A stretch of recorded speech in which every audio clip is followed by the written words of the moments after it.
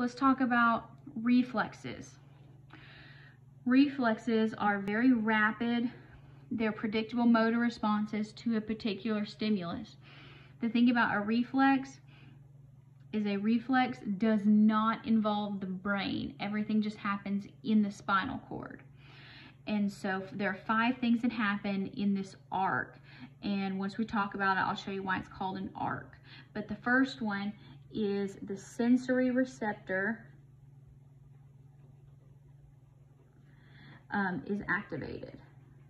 So think about you put your hand on a hot stove.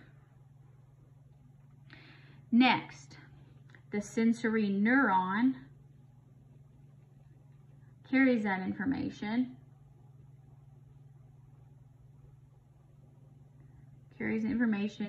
to the central nervous system, in this case the spinal cord.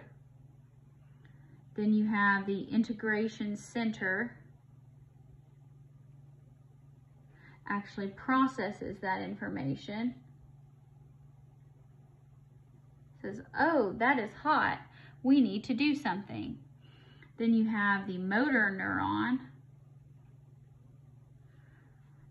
is going to carry information from the CNS to the effector. So that would be like the actual muscle or whatever. So here is the reflex arc. So here, let's say hot stove. So the receptor in the skin gets activated. The nerve signal goes through the sensory neuron all the way up to the spinal cord.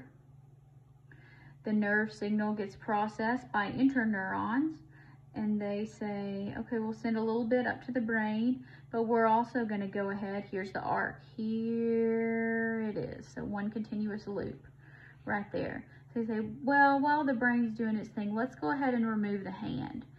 So here's the nerve signal that goes all the way out to the muscle. Here's the muscle contracts, and you remove your hand from the hot stove. All this happens over a period of, just not even a second.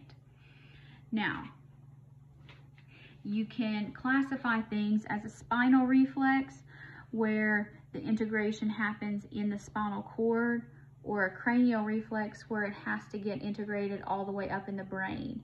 The brain takes longer because it just takes a little more time for the signal to go all the way up to the brain. So you can also classify them by the type of effector, whether it's somatic, so autonomic, that would be activate some skeletal muscle, so voluntary, skeletal muscle here. So voluntary, you're actually going to move the body. So this would be like pulling the hand away from the hot stove. You can have a visceral or an autonomic reflex. That's going to activate smooth muscle.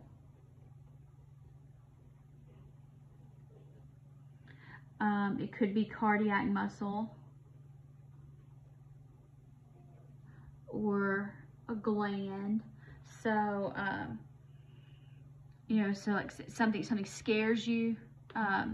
Smooth muscle is going to contract, blood pressure is going to go up, heart's going to start beating, adrenal glands are going to secrete adrenaline. You can also classify spinal nerves according to how many neurons are involved. If you have a monosynaptic, so that means one synapse, that's one sensory to a motor. So sensory motor, real quick. This would be like a knee jerk. So there you have an extensor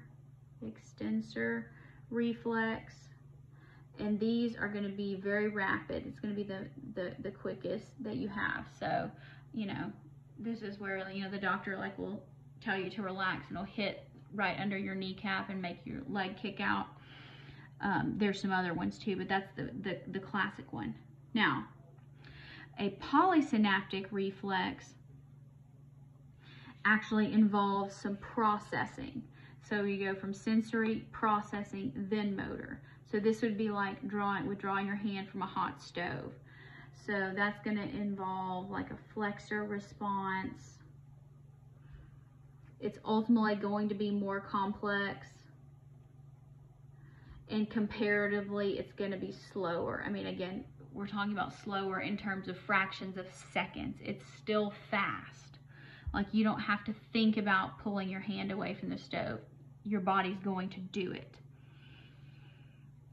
Now, you could also classify them by which side of the body is involved.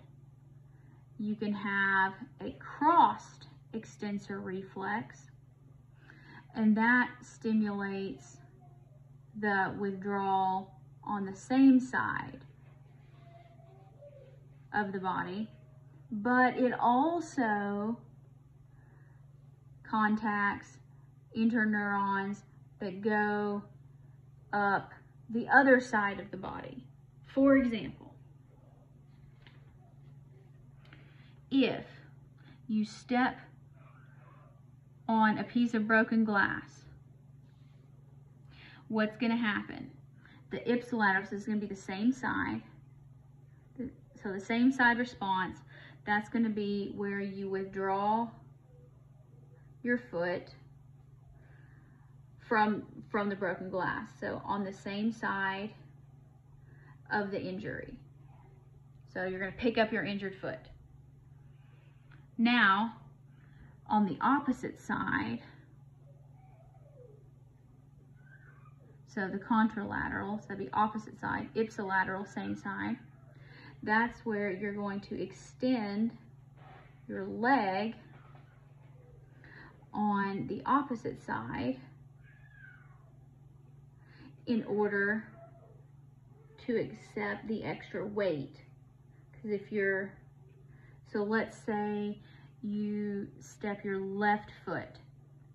So this is going to be, you withdraw your left foot from the broken glass.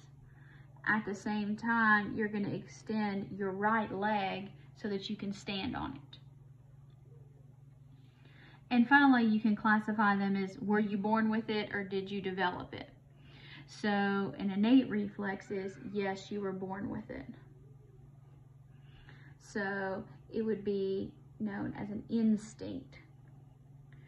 So, example, a baby turns his or her head and opens their mouth to nurse when you rub his cheek. So it's one of the tricks they do. They teach you in lactation is, you know, when you want your baby to nurse, just rub their cheek, and they're automatically going to turn their head and open their mouth. And you can get them to latch. Now, an acquired or a learned reflex, this is something that you develop over time. For example, slamming on the brakes. So whether that's at a red light, when you see a police car, when an animal crosses your path, you know, it's just, you don't think about it, you know, anymore, but you weren't born knowing to slam on the brakes because you didn't know how to drive a car.